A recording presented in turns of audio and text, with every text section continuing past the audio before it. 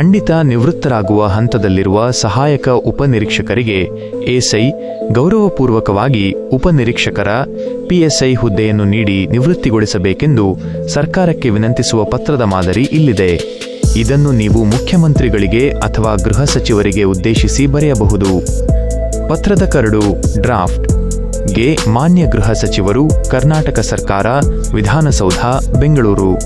ವಿಷಯ: ನಿವೃತ್ತರಾಗುವ ಹಂತದಲ್ಲಿರುವ ಸಹಾಯಕ ಉಪನಿರೀಕ್ಷಕರಿಗೆ SC ಸಾಂಕೇತಿಕವಾಗಿ ಉಪನಿರೀಕ್ಷಕರ PSI ಹುದ್ದೆಯೊಂದಿಗೆ ನಿವೃತ್ತಿ ಭಾಗ್ಯ ನೀಡುವ ಬಗ್ಗೆ ಮನವಿ.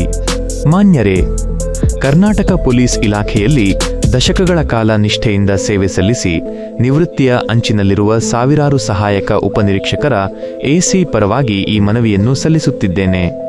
ಪೊಲೀಸ್ ಇಲಾಖೆಯ ಕೆಳಹಂತದ ಅಧಿಕಾರಿಗಳು ತಮ್ಮ ಜೀವನದ ಬಹುಪಾಲು ಸಮಯವನ್ನು ಸಮಾಜದ ಶಾಂತಿ ಮತ್ತು ಸುವ್ಯವಸ್ಥೆಗಾಗಿ ಮೀಸಲಿಡುತ್ತಾರೆ. ಕಾನ್ಸ್ಟೇಬಲ್ ಆಗಿ ಸೇರಿ ಹಂತ ಹಂತವಾಗಿ ಬಡ್ತಿ ಪಡೆದು AC ಹುದ್ದೆಗೆ ಏರುವಷ್ಟರಲ್ಲಿ ಅವರ ಸೇವಾವಧಿಯು ಮುಕ್ತಾಯದ ಹಂತಕ್ಕೆ ಬಂದಿರುತ್ತದೆ.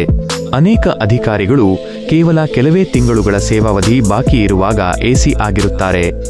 ತಮ್ಮ ಸುದೀರ್ಘ ಸೇವೆಯ ನೆನಪಿಗಾಗಿ ಮತ್ತು ಅವರ ಅರ್ಪಣಾ ಮನೋಭಾವವನ್ನು ಗೌರವಿಸುವ ದೃಷ್ಟಿಯಿಂದ ಈ ಕೆಳಗಿನ ಕ್ರಮವನ್ನು ಕೈಗೊಳ್ಳಲು ಸರ್ಕಾರವನ್ನು ವಿನಂತಿಸುತ್ತೇವೆ.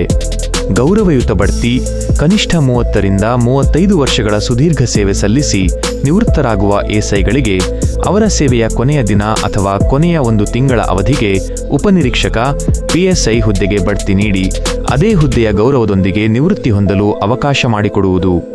ಮಾನಸಿಕ ಸಂತೃಪ್ತಿ: ಇದು ಕೇವಲ ಒಂದು ಹುದ್ದೆಯ ಬದಲಾವಣೆಯಲ್ಲ, ಬದಲಿಗೆ ಒಬ್ಬ ಅಧಿಕಾರಿಗೆ ತನ್ನ ವೃತ್ತಿಜೀವನದ ಅಂತ್ಯದಲ್ಲಿ ಸಿಗುವ ಅತ್ಯುನ್ನತ ಗೌರವವಾಗಿದೆ. ಇದು ಅವರ ಕುಟುಂಬಕ್ಕೂ ಹೆಮ್ಮೆಯ ವಿಷಯವಾಗಲಿದೆ. ಇತರ ರಾಜ್ಯಗಳ ಮಾದರಿ: ಈಗಾಗಲೇ ಕೆಲವು ರಾಜ್ಯಗಳಲ್ಲಿ ಇಂತಹ ಸಕಾರಾತ್ಮಕ ಕ್ರಮಗಳನ್ನು ಕೈಗೊಳ್ಳಲಾಗಿದ್ದು, ಅದೇ ಮಾದರಿಯನ್ನು ನಮ್ಮ ರಾಜ್ಯದಲ್ಲೂ ಜಾರಿಗೆ ತರಬೇಕೆಂದು ಆಶಿಸುತ್ತೇವೆ. ದಶಕಗಳ ಕಾಲ ಹಗಲಿರುಳು ಶ್ರಮಿಸಿದ ಈ ಹಿರಿಯ ಅಧಿಕಾರಿಗಳ ಆತ್ಮಗೌರವವನ್ನು ಹೆಚ್ಚಿಸಲು ಸರ್ಕಾರವು ಈ ಬಗ್ಗೆ ಶೀಘ್ರವಾಗಿ ಸೂಕ್ತ ತೀರ್ಮಾನ ಕೈಗೊಳ್ಳಬೇಕೆಂದು ಈ ಮೂಲಕ ನಮ್ರವಾಗಿ ವಿನಂತಿಸಿಕೊಳ್ಳುತ್ತೇವೆ.